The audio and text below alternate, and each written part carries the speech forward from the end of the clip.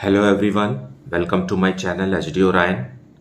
हम पढ़ रहे हैं accountancy for class 12 T S Grewal की टेक्स्ट बुक से 2022 edition, chapter 5 admission of a partner. और इस वीडियो में हम पढ़ेंगे preparation of revaluation account, partners capital accounts and balance sheet of the new firm. So let us see some questions from the text book. So question number 70 we will see now. A and B are partners in a firm. Net profit of the firm is divided as follows: 1/2 to A, 1/3 to B and 1/6 carried to a reserve. They admit C as a partner on 1st April 2022 on which date the balance sheet of the firm was. Now नया partner आ रहा है C, पुराने partners हैं A और B, उनका profit sharing ratio यहाँ ratio में दिया हुआ है और उसका बैलेंस शीट है। बैलेंस शीट में कैपिटल है, रिजर्व है, क्रेडिटर्स है, आउटस्टैंडिंग एक्सपेंसेस लाइबिलिटीज के तरफ, और एसेट्स के तरफ है building, plant and machinery, stock, debtors and bank. Now the other informations are the following are the required adjustments on admission of C. C brings rupees 25,000 towards his capital. C also brings rupees 5,000 for one-fifth share of goodwill, and stock is undervalued by 10%. And creditors include a liability of rupees 4,000, which has been decided by the court at rupees 3,200. And in regard to the debtors, the following debtors proved bad or doubtful: 2,000 rupees due from X, bad to the full extent, and 4,000 due from Y, insolvent. State expected to pay only 50%. You are required to prepare revaluation account, partners capital account and balance sheet of the new firm. So इस question में यहाँ debtors के बारे में कुछ अलग सी जानकारी दी हुई है, जिसमें से एक पैसा तो पूरा डूब गया है X का, और Y से एक्सपेक्टेड है कि वो 50% देगा, मतलब डाउटफुल है। Fine, and let us see the details of the question at the time of solution.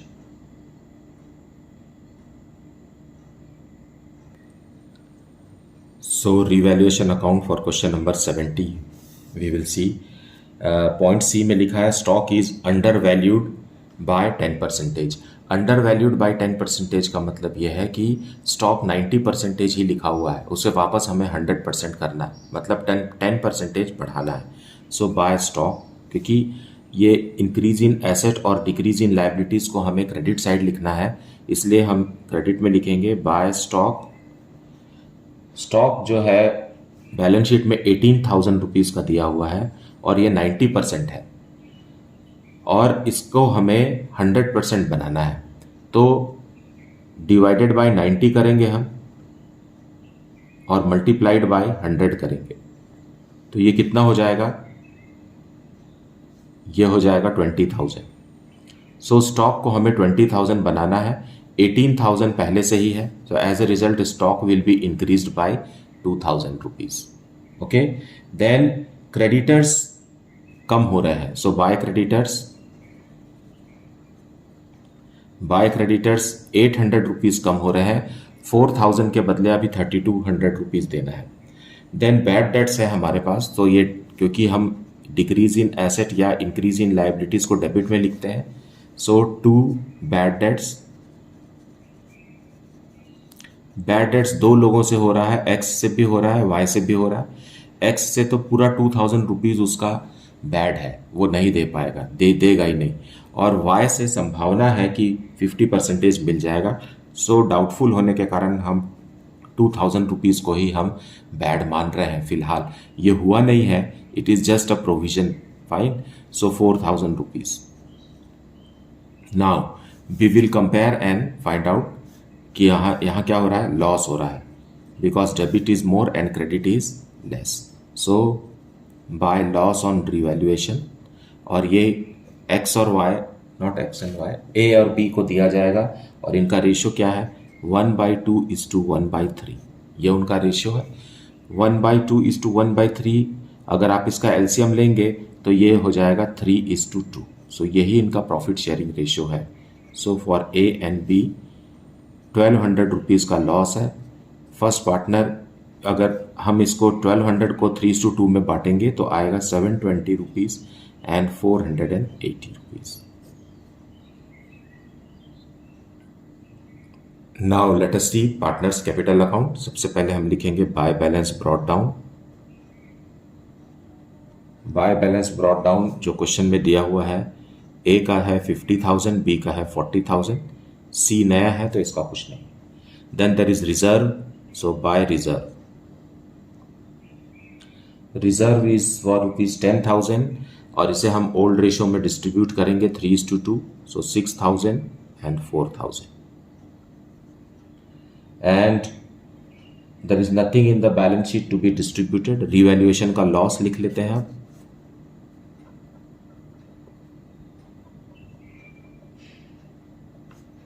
720 rupees and 480 rupees. Now the new partner is bringing his portion of capital. So by bank 25,000 rupees he is bringing as his portion of capital, and C is also bringing rupees 5,000 for 1/5 share of goodwill. So इसे हम distribute कर देंगे A और B को sacrificing ratio में, और old ratio ही sacrificing ratio है यहाँ भी. So by premium for goodwill.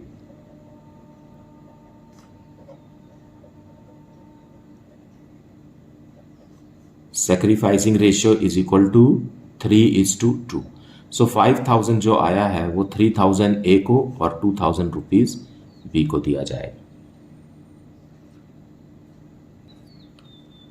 Now we will close the capital accounts. So here 25,000 और यहाँ लिखेंगे टू बैलेंस क्लोज डाउन, क्योंकि क्रेडिट बैलेंस आ रहा है 25,000. उसी तरीके से बी का है 46,000. यहाँ भी 46,000 रुपीज़ लाने के लिए बैलेंसिंग अमाउंट आएगा 45,520. एंड इधर है 59,000. यहाँ भी 59,000 बनाने के लिए हमें यहाँ लिखना पड़ेगा 58,280. Okay, so this is our capital account. और इस क्लोजिंग कैपिटल बैलेंस को लेते हुए हम बैलेंस शीट बनाएंगे. बैलेंस शीट में सबसे पहले हम कैपिटल लिखेंगे. Capital of all the 3 partners A, B and C. Closing capital लिखना है 58,280, then 45,520 and 25,000. Grand total of which is 1,28,800. फिर बैलेंस शीट में हमारे पास रिजर्व था तो उसे तो हमने बांट दिया. देन क्रेडिटर्स है, so we will write creditors. Creditors में 800 रुपीज़ कम हो गए हैं. सो यहाँ 20,000 दिया हुआ है तो हम लिखेंगे 19,200 बिकॉज 800 का क्रेडिटर्स कम हो गया है. Then outstanding expenses.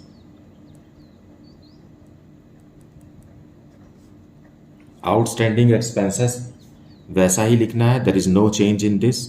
Okay, that much is there. Then building. On the asset side building है 50,000 का, no change in this building. Then plant and machinery.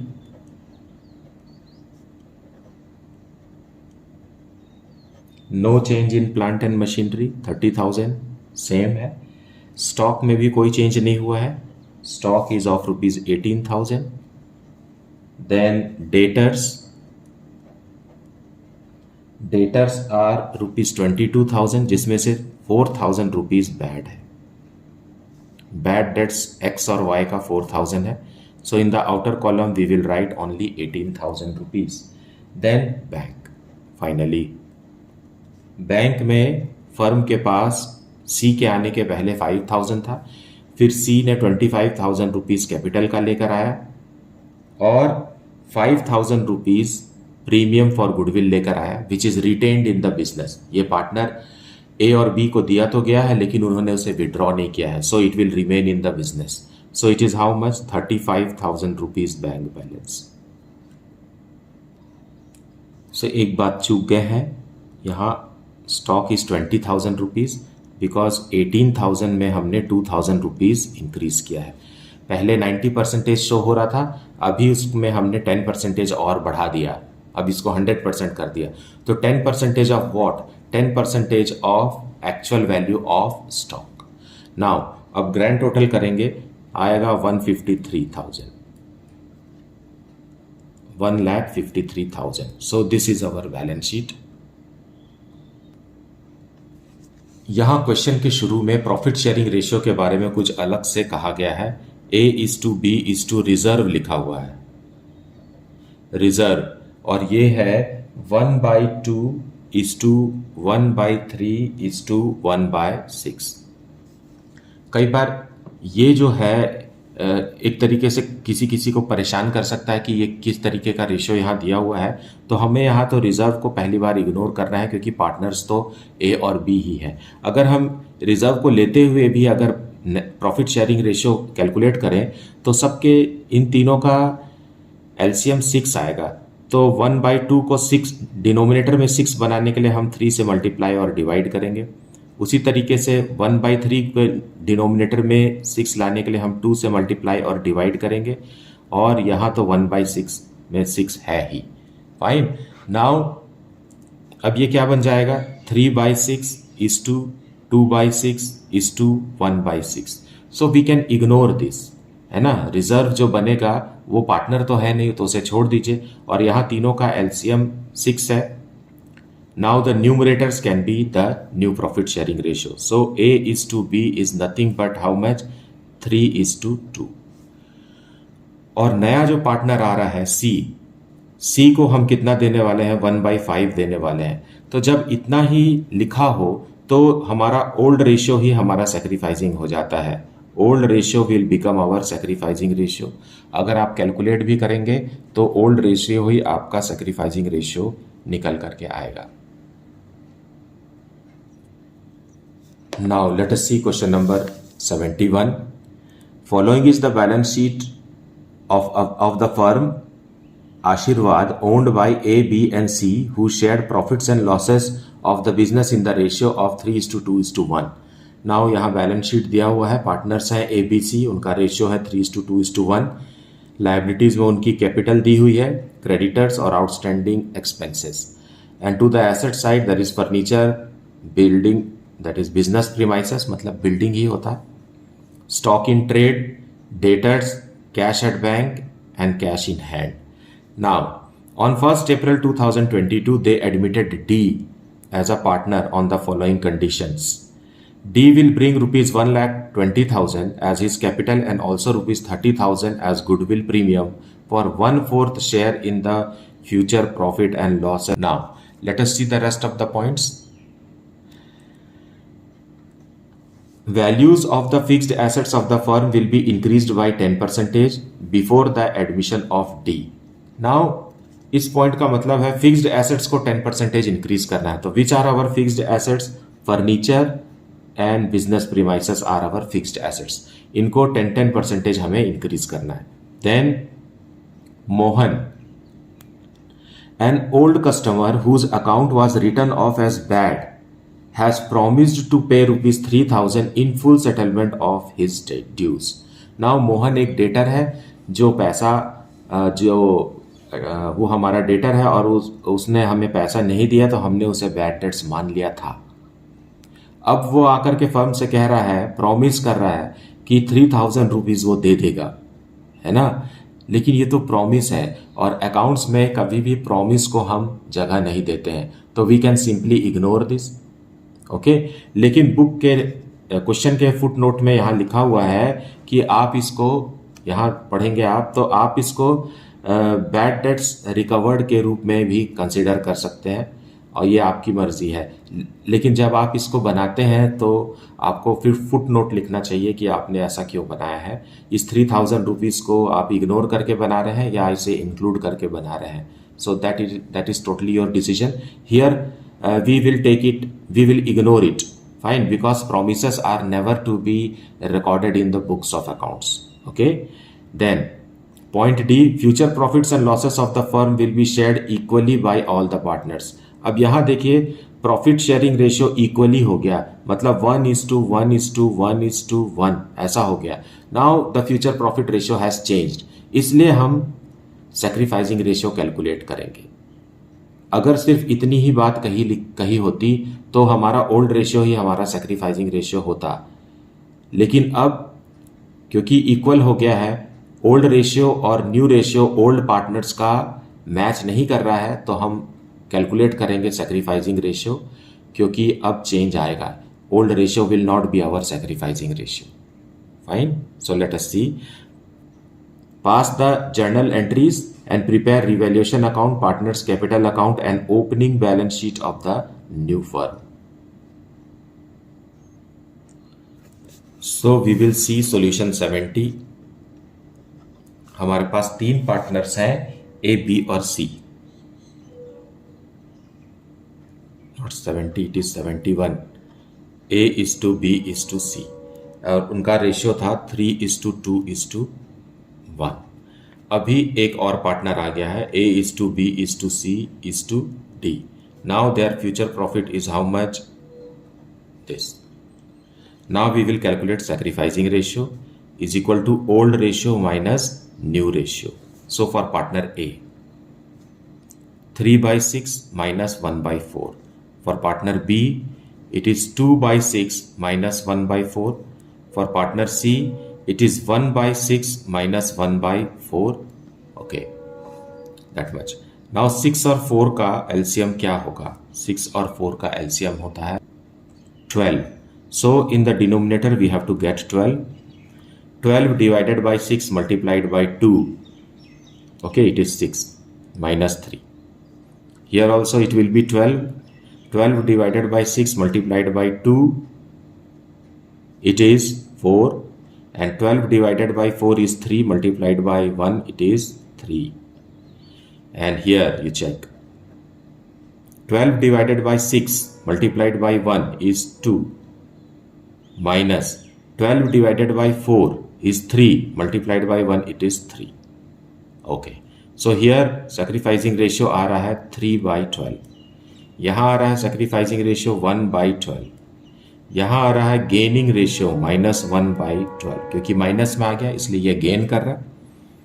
हमें पता है कि गेन और सेक्रीफाइस बराबर होना चाहिए, तो यहाँ 3 और 1 सेक्रीफाइस हो रहा है और यहाँ 1 ही है।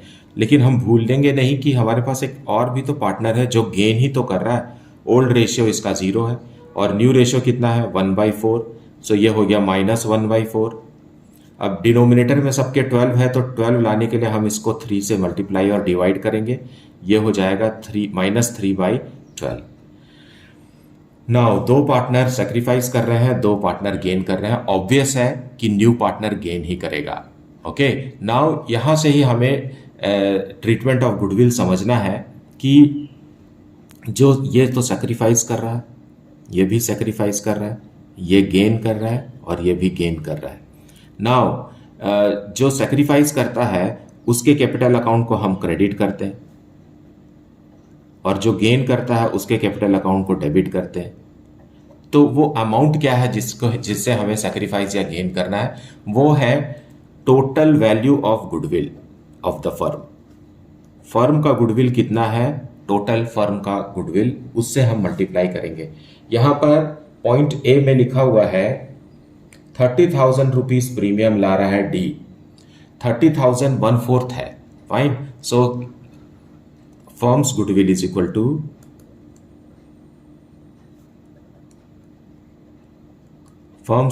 इक्वल टू डी अपना हिस्सा लेकर आ रहा है 30,000 और उसका हिस्सा कितना है 1/4, तो हम इसको 4/1 कर देंगे, मतलब फर्म का गुडविल 1,20,000 है। ओके, सो 1,20,000 से हम मल्टीप्लाई करेंगे, इस रेशियो को मल्टीप्लाई कर रहे हैं ट्रीटमेंट ऑफ गुडविल के लिए। Now here it will be 30,000, here it will be how much 10,000, here again 10,000 and here it is 30,000। So D का तो 30,000 था ही, ये तो दिया हुआ था, हमने इन सब का भी निकाल लिया। लेकिन ये सब क्या होंगे, यहां देखिए क्रेडिट होगा, ये दोनों अमाउंट क्रेडिट होगा, ये दोनों अमाउंट जो है वो डेबिट होगा.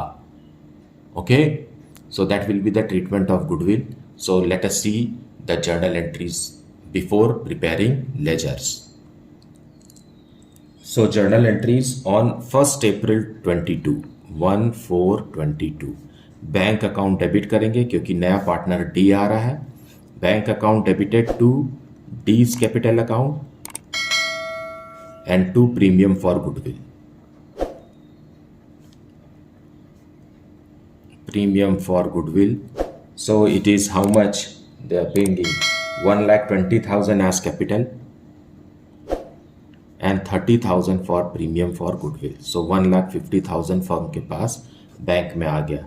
Being capital plus goodwill by new partner D. Now on the same date we will make treatment for goodwill. Fine. So premium for goodwill account will be debited. Premium for goodwill account debited. कितना? ये 30,000. ये तो हो गया नया partner D का. लेकिन सी भी तो गेन कर रहा है. जो गेन करता है उसके कैपिटल अकाउंट को हमें डेबिट करना है. So C's capital account debited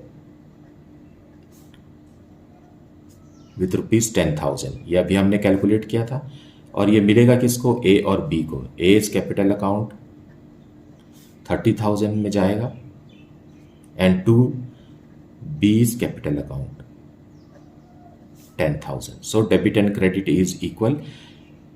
सी और डी से लेकर के हमें ए और बी को देना है. Being treatment of goodwill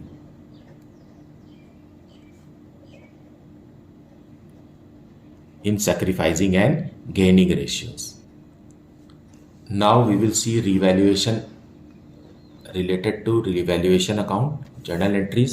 journal entries में बस एक ही बात हो रही है. यहाँ रिवैल्यू हो रहा है कि एसेट्स, फिक्स्ड एसेट्स का वैल्यू इंक्रीज हो रहा है, not decreasing but it is increasing. So furniture is increasing and business premises. Furniture account debited and business furniture business premises also.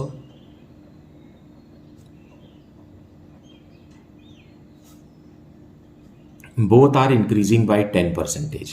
So balance sheet में जो अमाउंट दिया हुआ है उसका 10% इंक्रीज कर देंगे to revaluation account. So revaluation account credit कब होता है? जब एसेट्स इंक्रीज होता है या लाइबिलिटीज डिक्रीज होता है. सो 30,000 रुपीज से एसेट्स इंक्रीज हो गया. Now this is a profit और गेन ऑन रिवैल्यूएशन. सो ये हम पार्टनर्स को दे देंगे. Revaluation account debited to partner A, A's capital account, to B's capital account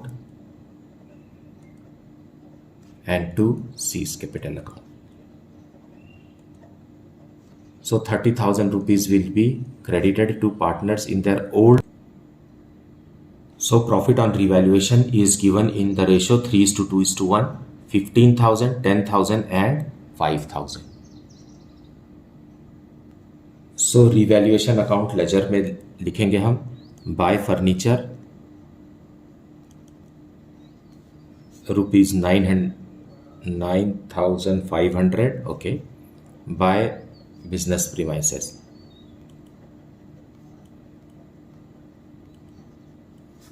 it is 20,500. So that much only.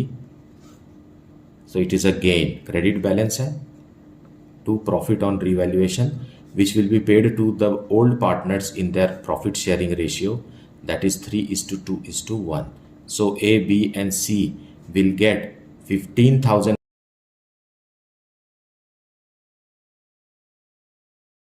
So we will see partners capital account. सबसे पहले हम by balance brought down लिखेंगे old balance sheet से ही. 1,20,000 for all the partners each but D. Now revaluation का profit लिखेंगे.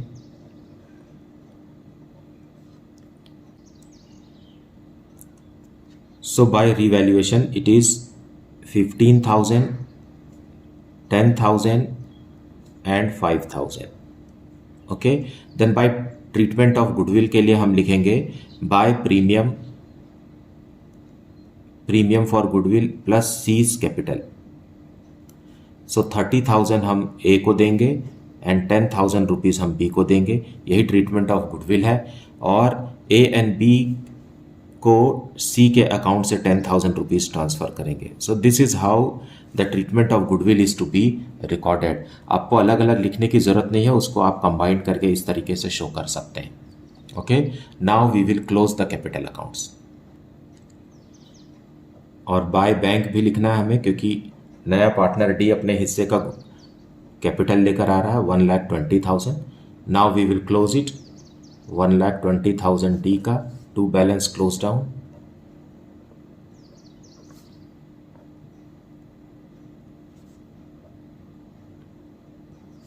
B का grand total आएगा, सी का आएगा